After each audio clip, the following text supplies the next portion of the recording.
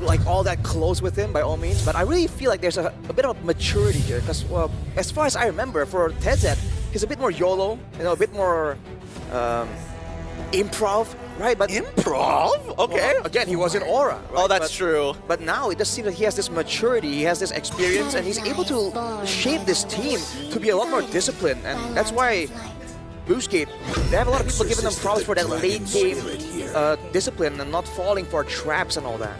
Yeah, it looks like the draft is happening fast here. Boostgate is going to be the first pick. Team Zone on the second. And I like the Kalia ban, considering that that kind of did destroy them a little bit going up against Onyx Indonesia. They banned out the Kalia, Grok, as well as the Eve. And then for Team Zone, banning out the Selena, Hayabusa, as well as the Jushin. It looks like for Boostgate, Identity only used the Selena once, but it's enough to really make sure that he doesn't get that pick again. It's definitely a strong pick in the current meta if they want to play aggressive and try and go for the quick end. Man, right now though, it seems like for Coach Teza, the initiators and the roams is something that he is respecting, but he has to be careful about the counter-engage as well, especially because they already have a Yuzong that's going to be forcing them to move forward in these fights. Yeah, but considering everything that, you know, BGT, what makes them good is when they have momentum on their side. Having a lot of heroes to allow them to snowball is a really good idea, and that's when the Team Zone is the complete opposite, where they're more reactive, but they also react extremely well on the execution when the conditions are right. With the Gatot to kind of break up that fight potentially, we'll see what the losses and wins are going to be out throughout the game. Yeah, so for now, we got to look at the first 3 picks coming in from both teams. It looks like for Boostgate, they understand the playmakers of the team, make sure that Xe as well as Walkter gets their heroes early, because if Walkter gets hunkered down, it's going to be quite difficult for the team. And of course, in terms of the Assassins, there's not much available now, so picking up the Lancelot is pretty solid, because I feel like how Identity as well as RX plays, especially RX, he has a very wide hero pool. He can still use the fighters he used an X-Board before to perfection, and the Obsidian as well. They had a 100% win rate in their last fight against VP. And that's the scary thing. I don't know where Obsidian really stands in the meta. Her ult I feel like it's RX special. It is. I feel right now it's an RX special, but I feel like there's something about Obsidian's ult that we're not taking into consideration if you have the mechanical skill to really precisely target down anybody looking to engage while you continuously kite against your opponents. I think that's one of the cool things Obsidian brings to the table. But with the Claude and Obsidian bans here from the side of Z1, it looks like they've done their research alongside with the Lunox ban from BGT. The last thing that BGT wants right here is to go up against a carry and also a Lunox and have that Hylos be, you know, styrofoam and get punched through immediately. We saw how this Hylos is kind of rising in popularity due to how far you can kind of like go for a catch and how you can also enable the team with a sustain. But right here, it seems like BGT are just going all in forwards, and for Team Zone now, with only the Gatot Kaja, I feel like they're going to be forced to go with some kind of peel. Otherwise, Carry and Yisun Shin, both very vulnerable to both the Lancelot and the Yuzo. Yeah, now the Alice has been banned. Something like Lapu is still open. For BGT, I kind of feel like they're considering if they can get a Kimmy, maybe they will put RX on a fighter, because when it comes to the marksman here, there's really not that many options. And now with the Farsa as well, I kind of feel like BGT, if they can get like a Kimi Lapu, that would still be kind of solid for them, because they got plenty of ways to deal with both the Farsa as well as the carry.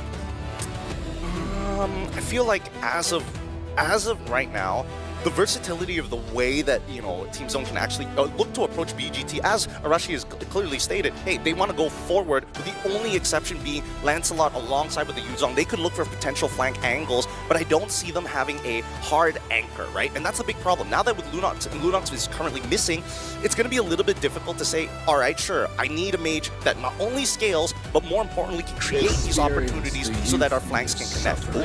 Reporting for duty. Granger. Interesting. I thought the Granger might show up just because you can follow up from so far away with extra burst damage. The Labu actually goes on the side of Team Zone. So despite having 3 vulnerable members, they want to go with a Labu for additional setup, additional zoning. Yeah, I kind of feel like they want to make sure that someone can actually dive and deal with both the Granger as well as the Kimmy, because in the sense of how Team Zone wants to play, they do like to move as 5. So I feel like they want to make sure that everyone has their own targets, and the less people on Zixora, the better. Yeah, and I don't know. We'll see whether or not Zixora is going to find that space that he's been looking for, but so far 1.5 counter index and 4.2 when it comes down to lineup rating in comparison to lineup rating of BGT. again, it's very momentum-based. They can get outscaled, and that's the scary part. Mid-game is crucial. Well, ladies and gentlemen, welcome to the first game of day number 2 here on the Swiss stage. And this is going to be the rematch of the wildcards. Boostgate going up against Team Zone. Oh man, let's see how this one is going to go, because honestly, as much as they want to scale up and play for the late game, I think there's some danger in the late game for Team Zone themselves. The Granger is going to have so much more range available to kind of poke them down before the fights even begin. And we know that with the Highlights and Gato coming back here, it's going to be a bit of an all-in type of fight for the most part. I am curious about the laning phase, right? Because I think that XC, he's going to be a huge predeterminer of how this first hurdle is going to play out. Same goes for Bankai, but the onus is a little bit more on XC only because he's running the Petrify, right? At any time, if he makes a mistake in lane, Bankai could completely throw the next 8 minutes. Right now for Team Zone, they just want to make sure that Zexora gets as much as possible. It looks like he's not able to get the Little Wanderer, but again, they just got to delay a little bit. If they can go for a fight, if Bankai gets a good catch, then hey, go for it. You got Kenny. Kenny does have that damage once he hits level 4. If Team Zone want to go for fights, though, they better make sure that the fights end quick, because in the early game, a Kimi and a Hylos, that's a lot of like built-in DPS. Yeah, but we're seeing it right now as Kenny is getting absolutely blasted, forcing Bright to use his Revitalize. Now, Identity did take a little bit of damage and probably will lose a minion coming back into the wave, but that's more than enough to kind of set the tone. Seeing the emblems here, a bunch of Festival of Bloods. Again, sustain, a very underrated resource in the current meta. For the most part, though, again, the poke damage coming from the Granger is something that Team Zone definitely have to kind of be a bit more concerned about. For now, though, with the revitalized advantage that Boostgate has, I believe they're going to be planning on setting up for a big play. Here's the big play. The Phantom Execution finds first blood. Kazue, great gank on the mid lane.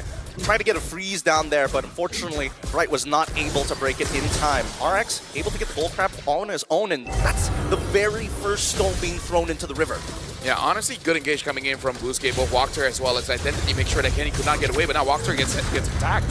Might be in some trouble here, Rector. Hey, he's still outsustaining all the damage, allowing XE to start chasing Zexora, petrifies him, locks him up, and that's going to be another kill going over to Boostgate. The turtle is down as Bankai is looking for a return trade with the bravest fighter as Bankai jumps forward, luckily able to take out Whacker before he goes down. XE still in trouble, but Kani gotta be careful. K finds one with the help of the flank, and there we have it. They even up the score 4-2-3.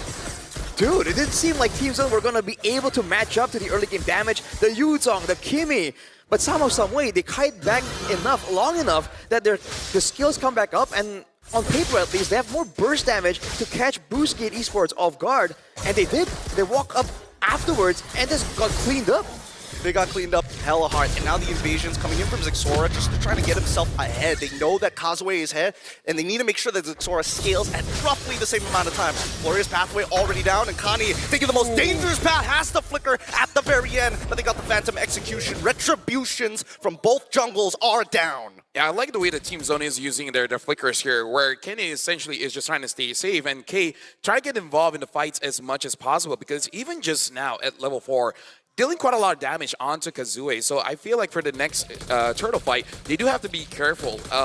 RX needs to be able to tell Boostgate whether K is in the lane or actually rotating, because for Zexora, he needs time, he needs space. Bankai can give that right now.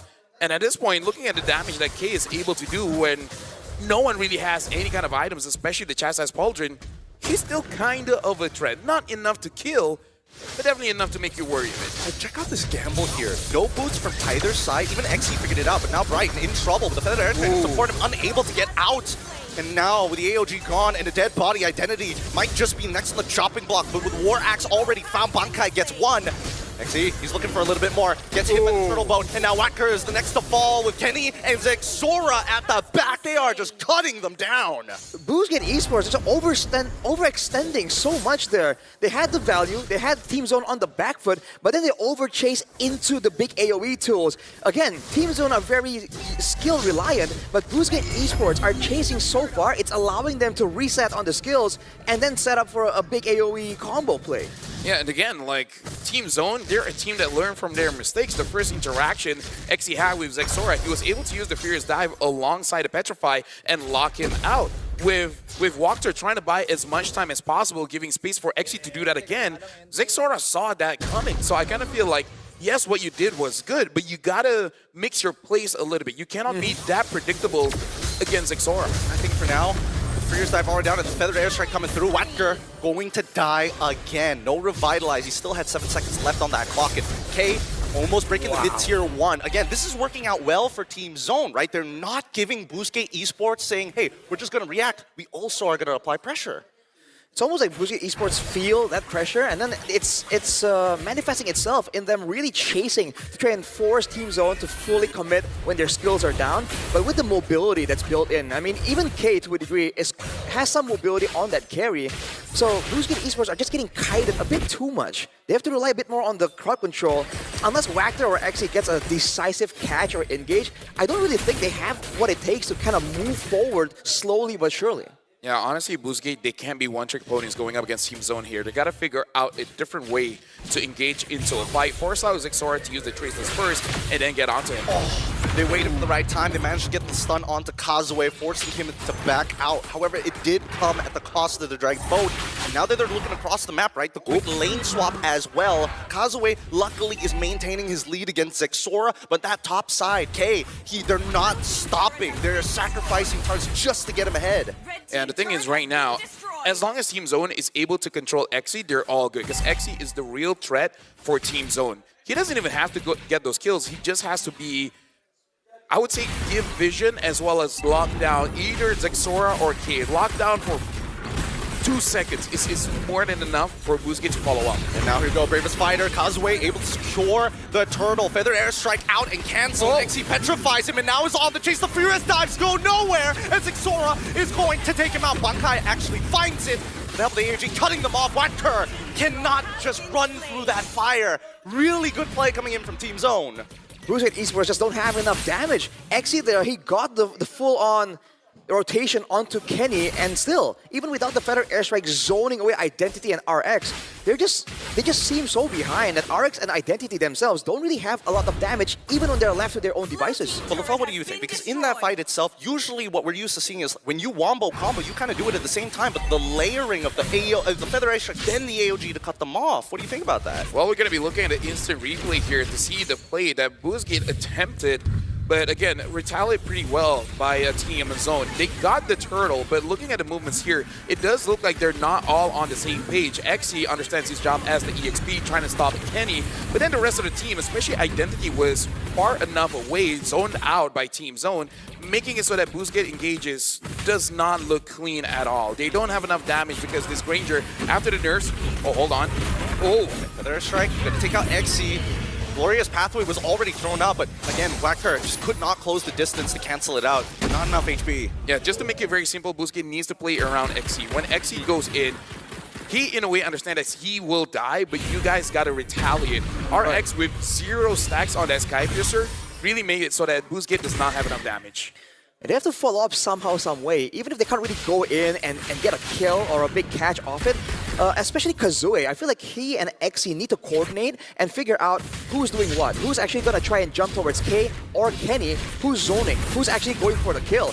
Because as of right now, it seems like everyone is playing template and Team Zone are getting a read on who's actually doing what from BGT Esports. Yeah, I think especially for Team Zone, a team that is from a region that's notorious of downloading their opponents. They've got templates for days. This is atypical of how a team should be moving around the map. Honestly, one thing that they can do is look at Bright. If Bright already used the Unbreakable, let Kazue go in, right? Go on a solo mission, make them panic, and then once everyone panics, a lot of abilities have been used, then Xe goes in. We understand that it's usually the roam or the EXP, but there's not much tools that Team Zone can use to punish this Lancelot. So I kind of feel like he has to be the initial distraction and then come back in as the cleanup. All right, let's balance the odds here because now we're seeing a contestation for the potential Lord.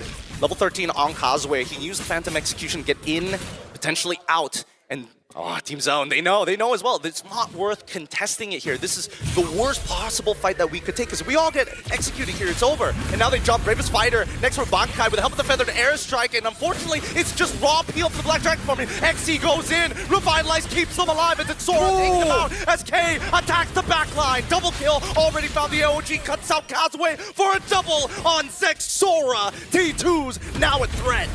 Almost a complete wipeout here for Team Zone.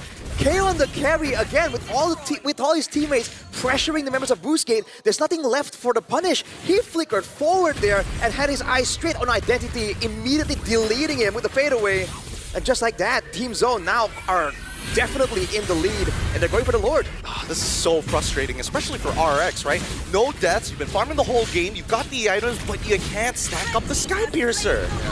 Honestly, this is why Team Zone is pretty scary. The more losses that they experience, the stronger that they're going to get, because, again, they love the game. They make sure that every single time they hang in one room and then figure out what went wrong and make sure that they don't do that again. In terms of what Boostgate is doing wrong, honestly, is just that this is a very difficult draft for them to pilot, especially because we only been spamming the Hayabusa. The good thing that Team Zone banning out that Hayabusa, because we is good on the Lancelot, but definitely it's like the entire team is not used to this kind of playstyle. Yeah, no, they need to kind of wait for Kazuya to get in position first. It's not as easy compared to Hayabusa, who can hop over walls. They want to make sure that Kazuya can get in and out pretty safely, so they're just going to have to wait for his call. I think, personally, for me, right now we need to see a little bit from Identity to slow him down, but we'll try to see, because so far the front to back does not look good. Well, there's so many limited card control tools available for Boostgate, and Team Zone is completely abusing it. Oh, okay, all right. Just 3 ults already being utilized. 4 ults as well, trying to clear up these waves, make sure the inhibitors are going to stay alive as Xora finally hits his item power spike in the BOD. Yeah, honestly, I agree with you. Identity needs to be able to do something, but can he... Oh, hold on. Oh! Getting a little dangerous there, but Bankai, he's already engaged. He's already got the Lance player, and the Brave is fighting, gets a double kill for Brian of all players as he flickers forward to catch more. The hunt is over, and Team Zone have minions. The Crystal, the last whole Identity. Can he clear those minions up? No, they don't give him a chance. And even with the AOG, it just ain't enough. That's GG, well played for Team Zone.